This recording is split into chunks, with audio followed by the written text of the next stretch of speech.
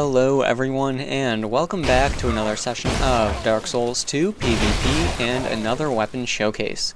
This time I am using one of my favorite weapons in this game so far, the Chariot Lance. Now the Chariot Lance is a weapon you get from trading the boss soul of the Chariot, who would have guessed, to Strayed. Strayed is located in the Lost Bastille, and I'm sure there's a guide on it somewhere on YouTube or online, but I'll just tell you anyway. When you find Strayed, he is petrified, and there's a bonfire across from him in the cell that he's located. You can't access that bonfire until you unpetrify him, and you can't trade souls with him until you unpetrify him, of course. When you do, though, you can get some of the boss weapons in the game. And it's just a trade. It's not an upgrade and then ascend to a boss weapon. It's just a trade for the boss soul, which I like a lot. But anyway, the Chariot Lance. Very good weapon. It has a strength requirement of 30 and a dexterity of 18. It has a B scaling in strength and an E in dexterity. So it's definitely a strength weapon, there's no doubt about that. And that's really kind of cool. It's like they made a spear into a strength weapon, and that's really, I like that aspect of this weapon, of this class in general. So that's a thing. Now at +5, because it is a boss weapon, it only goes to +5 using petrified dragon bones. At +5, it has a physical base damage of 310, a bleeding base of 100, it has 160 counter damage, and that's pretty much standard for any thrusting weapon.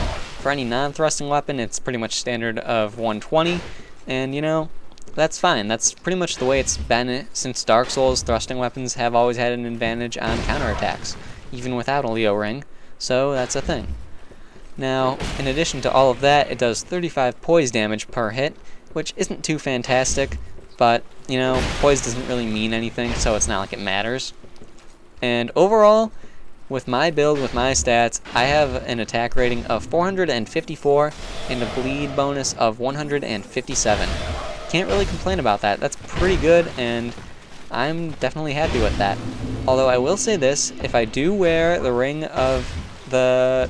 not the ring of the Blood Covenant, the Blood Crest ring, that's what it's called, those are the words. English is hard. The Blood Crest ring that you get from joining the Brotherhood of Blood Covenant. That's what I'm trying to think of. If you do wear that ring, it increases your bleed bonus by 50, so instead of having 157, I would have 207, and to be honest, I don't ever bleed people out with this weapon. They don't live long enough, but maybe if I did that, maybe if I had that extra 50 bleed, maybe I'd start bleeding people out. That's something to keep in mind. Anyway, this weapon is fantastic. The lances can turtle poke like spears. They are very strong, stronger than spears in fact. They are a bit slower, but I mean everything stuns in this game, so it's not like it matters so much. In addition to that, I would have to say that its R2s and its running attack are very useful, simply due to the fact that they are multiple hit attacks. Now what that means is that since you do have bleed affecting the weapon, each of those multiple hits will cause bleed. So you can bleed up you can build up someone's bleed very fast. You can bleed up someone's build. Ugh, English really is hard. It's one of those days. I'm struggling. Anyway, biggest con of the weapon, I would probably have to say that the biggest con of this weapon would be the fact that, I mean, if people weren't scared to parry it, it would be super easy to parry. It really would. But people are scared to parry this thing, and I don't necessarily understand why. I mean, it's like people have forgotten how to fight a spear in the crossover from Dark Souls to Dark Souls 2. It's like they've completely forgotten how to fight against a spear. I don't understand it. This is essentially just a slower spear.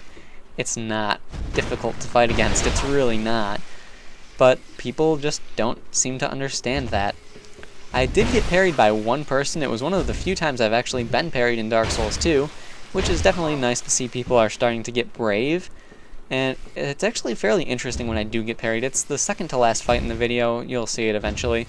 And it's very interesting to see how long you're on the ground from a parry compared to how long you're on the ground from being knocked down by a pancake or a spear. It's not really even a pancake with this thing. It's more of like running someone over with a car.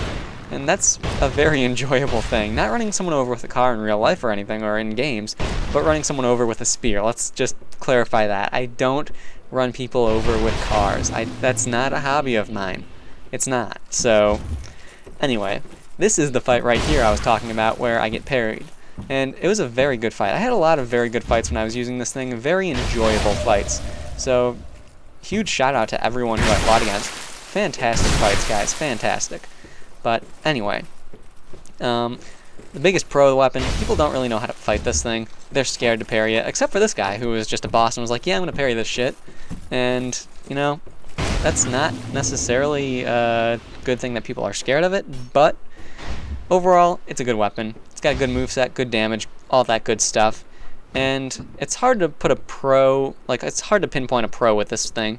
But anyway, this is the last fight. I hope you guys enjoyed the video, and I will see you next time.